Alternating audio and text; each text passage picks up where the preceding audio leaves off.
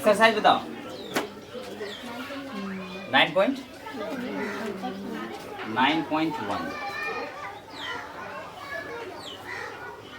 कितना का है क्लास 8? क्लास 8 के मैथ में कहता है कि 4 नंबर वाला ना क्वेश्चन 4 है। कहता क्या है कि यदि किसी त्रिभुज की भुजाएं x+1, x+2 एंड x+3 हो तो उसकी परिमिति क्या हो? यही ना है। अब ये त्रिभुज है, ये क्या है? त्रिभुज है भाई, ये क्या है? त्रिभुज है। ये ए मान लेते हैं और ये बी मान लेते हैं और ये सी मान लेते हैं। तो आ रहे कि नहीं? ए का जो है हम लोग मान लेते हैं, इसको मान लेते हैं, ए बी को ए मान लेते हैं, बी सी को बी मान लेते हैं, सी डी को सी मान लेते हैं। कोई दिक्कत नहीं होना चाहिए दिक्कत। अब यहाँ पर क्या हो जाएगा? ये ए का जो वैल्यू है वो है x+1, ये क्या है? x+1, बी का x+2, सी का x+3, ये। अब इसमें क्या कहता है कि त्रिभुज के जो परिमिति है इसको निकालना है। क्या निकालना है? त्रिभुज के परिमिति।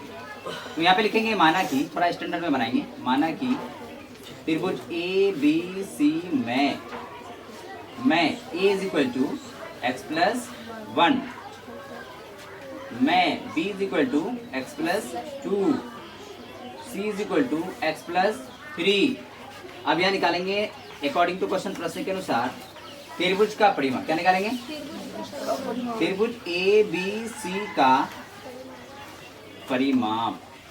दिस क्या हो जाएगा? a प्लस बी प्लस सी।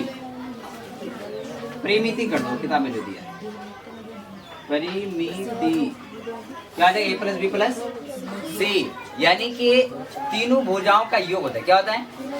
अगर यहाँ हिंदी में लिखना चाहो तो लिख सकते हो तीनों भुजाओं का योग। क्या होता है? तीनों भुजाओं का योग होता है। अब हम लोग यहाँ कर सकते हैं a प्लस बी प्लस सी, कर सकते हैं कि नहीं करते हैं? a का जो वैल्यू है वो है x+1, b का जो प्लस से बीच में दे देंगे, b का जो वैल्यू है वो है x+2 प्लस दे देंगे, उसके बाद c का जो वैल्यू है वो है x+3। अब यहाँ ये बताओ, क्या बताओ? ये बताओ कि x एक ठो है, x फिर एक ठो है, कितना हो गया? 2 ठो, फिर एक है, कितना हो गया? 3 हो गया। तो 3x कर सकते हैं? कर सकते हैं कि नहीं? चलो अब यहाँ पे इसको जोड़ेंगे 3 2 5 एंड 6। चर वाले को अलग कर दिए और अचर वाले को अलग कर दिए। अब यहाँ पर हम लोग क्या करेंगे? इसको हम लोग निकाल सकते हैं। क्या कर सकते हैं? निकाल सकते हैं। 3 को जब कॉमन ले लेंगे ना तो x+2 हो जाएगा। क्या हो जाएगा? x+2 हो जाएगा। इसको हम फिर मल्टीप्लाई करके उतना देख लेंगे। 3 को x ना तो 3x हो जाएगा, 3 को 2 3 दूनी 6 हो जाएगा। होगा कि नहीं? अब यहाँ पे 2 ≠ 0, 3 ≠ 0, 3 0 के बराबर कभी नहीं हो सकता है, क्योंकि ये जो है चर अचर का मल्टीप्लिकेशन है ही नहीं। ठीक है, इसलिए कभी 0 नहीं हो सकता। अगर ये ऐसा होता, कैसा होता? ऐसा होता 3x होता तो ये 0 होता, तो 3x = 0 एंड x = 0/3 कट क्या हो जाता? 0 हो जाता, तब ये 0 होता। लेकिन ये सिंगल है इसलिए 0 नहीं होगा, कभी नहीं, कभी नहीं। अब यहाँ पर तो होगा कौन 0? ये 0 होगा। तो यहाँ पे कर सकते हो x+2, दैट आंसर।